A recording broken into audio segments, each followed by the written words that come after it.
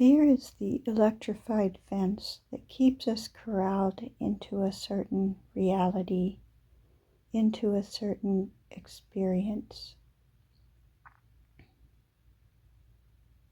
It's there as a barrier to prevent us from experiencing certain things.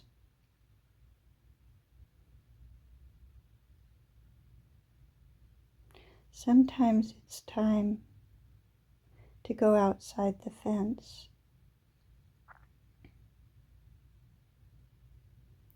And when we decide to go outside the fence, we have to face the fear. And it's a very visceral one. We feel it. It might feel like an electrocution. It might be very intense. Or we might find a way around it, under it, or over it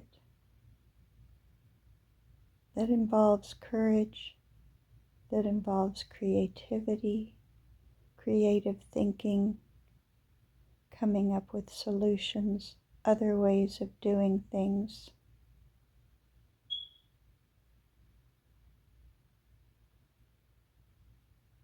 Fear is useful. It's very useful.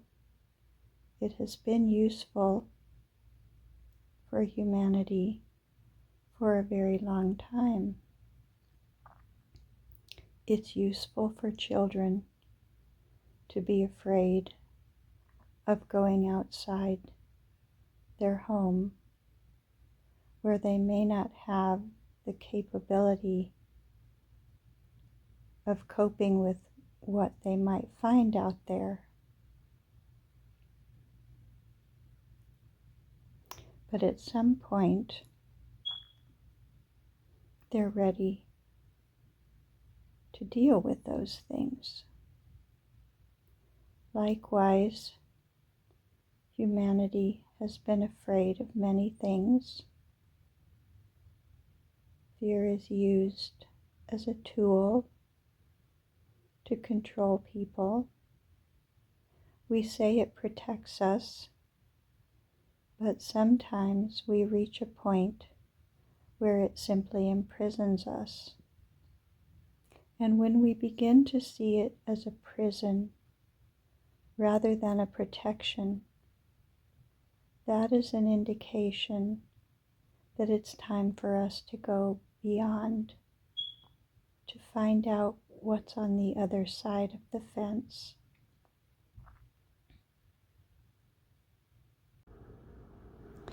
We could use many ways to get on the other side of the fence. We could use sheer strength and power.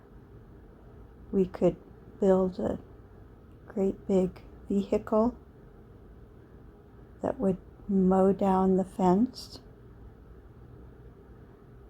We could decide to bump against the fence and cut into it and use something to make a hole in it to get through it. We could decide to find out the source of the electricity so that we could turn that off and then dismantle the fence. We could design a catapult that would enable us to fly over the fence and train for how to land. We could dig a deep hole underneath it to come up the other side. We could decide to investigate and cover every inch of the fence and perhaps find a hidden doorway that we didn't know was there before. There are many ways that we could get beyond the fence. We could decide that we were going to allow the fence to electrocute us and see what would happen after that. If we decided to do that, we might need to have either a great deal of courage, a great deal of despair and hopelessness that was willing to try anything, or a great deal of faith to say, I believe that some part of me will survive this electrocution and go on to live outside the fence. But all of these are many, many different ways that we might tackle the question of fear. So fear is a barrier, but not an insurmountable one.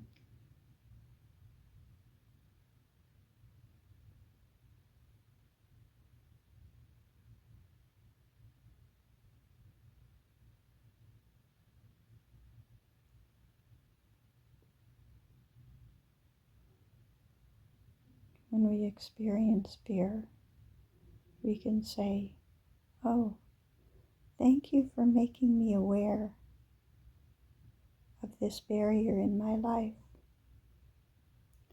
What do I want to do with this? Do I want to acknowledge this and just stay within the confines of where I already am for a while? Do I want to go beyond this barrier, but I'm not quite sure how yet? What do I want to do with this? How do I want to proceed? What might be the steps I would like to take so that I can experience more of what I want? I have a desire to go out there beyond this fence. How shall I proceed?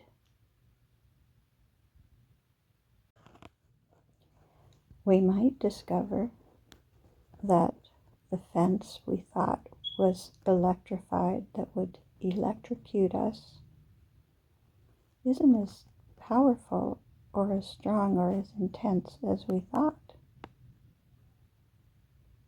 Maybe we brush up against it and it gives us a jolt.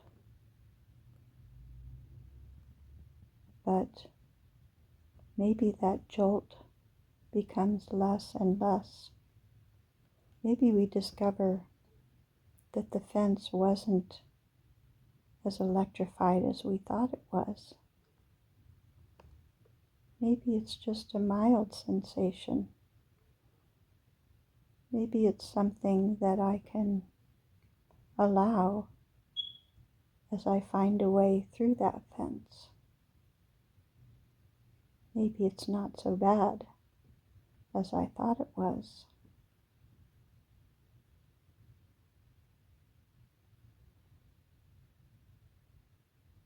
Maybe the fence is lower than I first perceived it to be. Maybe it's something I could actually just step over or jump over. Maybe the fence isn't as big or as daunting as I thought it was at first. There's the story of the elephants that get trained when they're small, that get chained to something, and when they're small they don't have the strength to break away.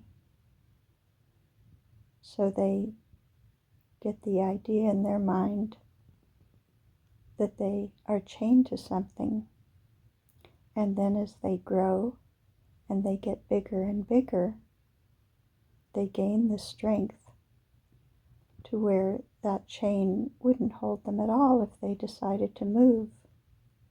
So then the only thing that's holding them back is their own idea, their own belief in the limitation that was taught them when they were small and weak, when they were a different elephant than they are now. And if they discover their own strength, their own power, their own ability to choose, they can easily do what would have been impossible when they were younger and smaller. Time passes, we change, we grow, we get strong, and then we're ready for the next steps. And fear can shrink in the same way the strength of the chain shrinks as the elephant grows. Have I mixed my metaphors here? I may have. But these are just some thoughts that I had today about fear, seeking to understand it, to see how it does serve us, but how we can get beyond it when it's no longer serving. And we need to go beyond in our own thinking, in our own mind, in our own heart, and know how courageous we truly are. I am courageous. I am capable of so many things. I am capable of greatness. I am capable of moving forward. I am filled with light and love and vitality and inspiration that will move me way beyond my fears.